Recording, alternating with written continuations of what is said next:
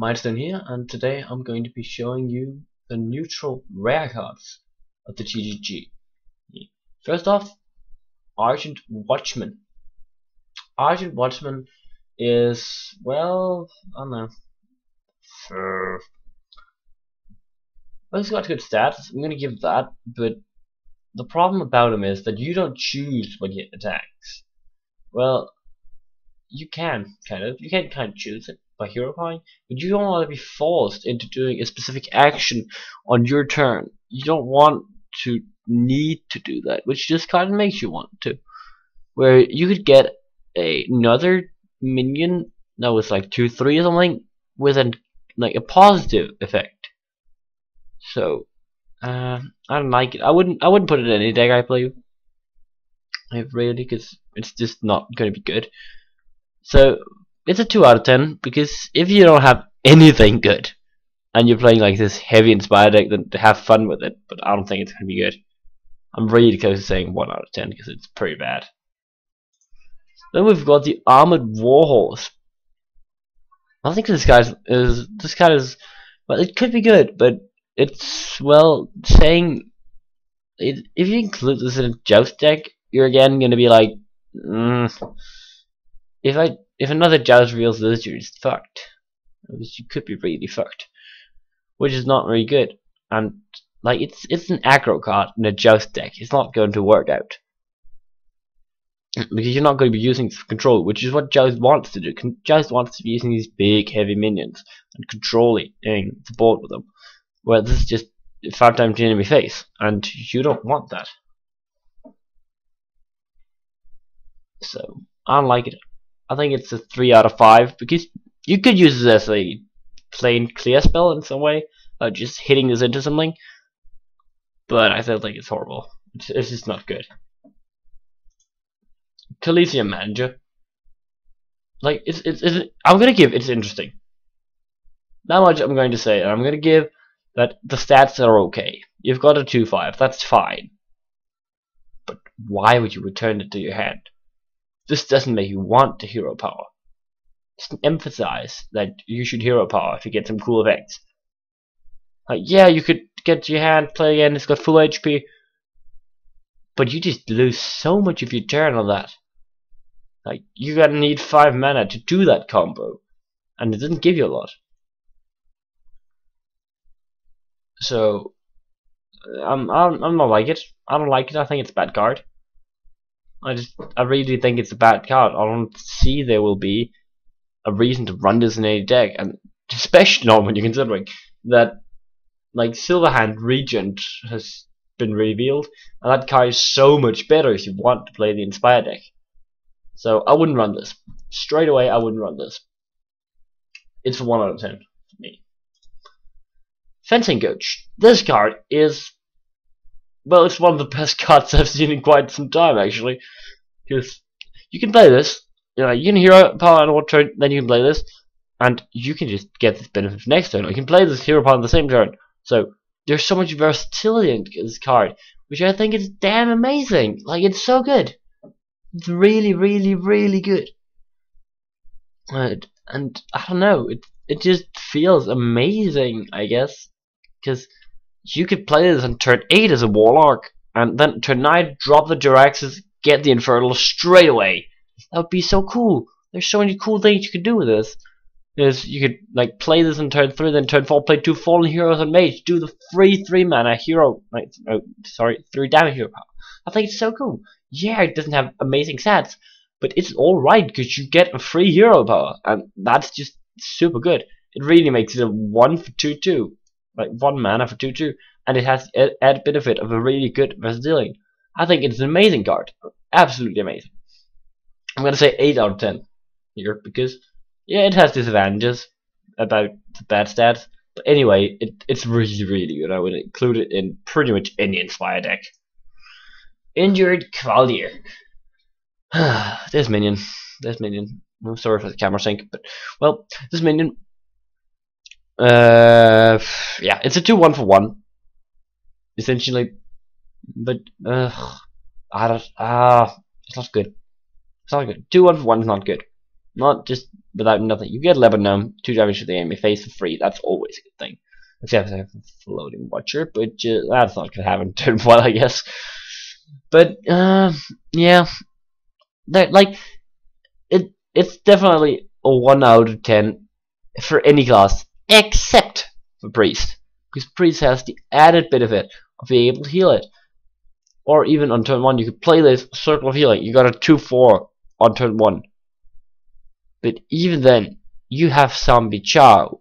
Zombie Chow is one of the fucking best cards in the game for priest.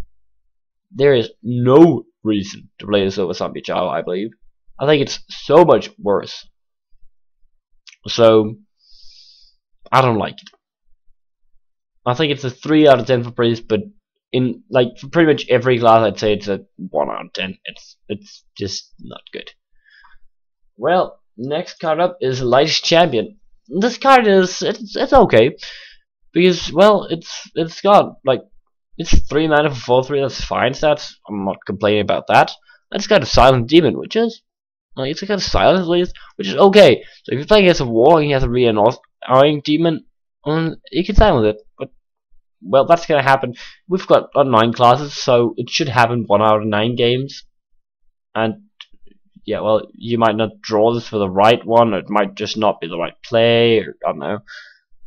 So it's just not gonna happen often enough for it to be good. So I don't think it's going to be that good. And like on Warlock you could play it actually, and you silence your own demons, but like there's one demon you want to silence, like one disadvantaged demon for you, and that's the what's it called? I just have to remember. Wrathguard. And you don't want that. You don't want to use this for silencing your Wrathguard. So yeah. I'm gonna say 1 out of 10. It's okay stats, but you're just never really gonna be using it, especially now because there's real better cards. Then we've got Master Jouster. This is the one Joust card I've been looking at until now that I've been like, yeah, that fits into Joust deck, because this guy is like you want to play him in control because you got Taunt and Divine Shield. Divine Shield plays really well up against other minions and that are big, which is good if you're playing control as control, and Taunt is really good versus small minions. So you really do your stuff here versus all that you want to counter.